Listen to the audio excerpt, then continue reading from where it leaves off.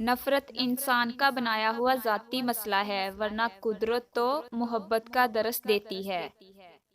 ٹوٹے ہوئے رشتے وہ جوڑ دیتا ہے، بات اپنے رب پہ جو چھوڑ دیتا ہے۔ جس گاؤں میں بارش نہ ہو وہاں کی فصلیں خراب ہو جاتی ہیں، جس گھر میں دین نہ ہو وہاں کی نسلیں خراب ہو جاتی ہیں۔ جو لوگ کہتے ہیں کہ نیکی کا زمانہ نہیں رہا، وہ دراصل انسانوں سے نیکی کا صلہ چاہتے ہیں، اور جو لوگ اللہ کی رضا کے لیے بے لوث ہو کر نیکی کرتے ہیں، ان کے لیے ہر زمانہ نیکی کا زمانہ ہے۔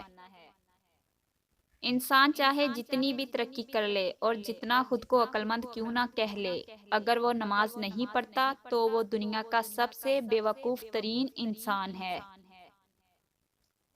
اپنے اندر برداشت پیدا کرے، معلوم نہیں آپ کو کون کون برداشت کر رہا ہے۔ وہ خفا بھی ہو تب بھی محبت کرنا نہیں چھوڑتا، میرے اللہ کی تو ناراضگی بھی اتنی پیاری ہوتی ہے۔ مغرور آدمی اس پرندے کی طرح ہے جو آسمان کی طرف جتنا بلند ہوتا جاتا ہے، لوگوں کی نظروں میں اتنا ہی چھوٹا ہوتا جاتا ہے۔ دنیا کی تمام اشیاء ضائع ہو جانے کے بعد پھر دستیاب ہو سکتی ہیں، لیکن ضائع شدہ وقت واپس نہیں آ سکتا۔ وقت کی قدر کریں اور اسے کارآمد بنائیں۔ اور جب آپ اس زمین کو چھوڑیں گے تو آپ کی میراث وہ ساری محبت ہوگی جو آپ نے پیچھے چھوڑی ہے۔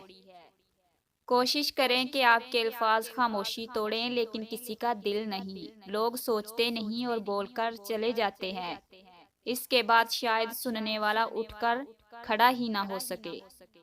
رحم، احساس، خلوص، سادگی، یہ بھی اللہ کی طرف سے نعمتیں ہیں۔ ہم اگر زبان کی پھیلائی ہوئی مصیبتوں کا جائزہ لیں تو معلوم ہوگا کہ خاموشی میں کتنی راحت ہے۔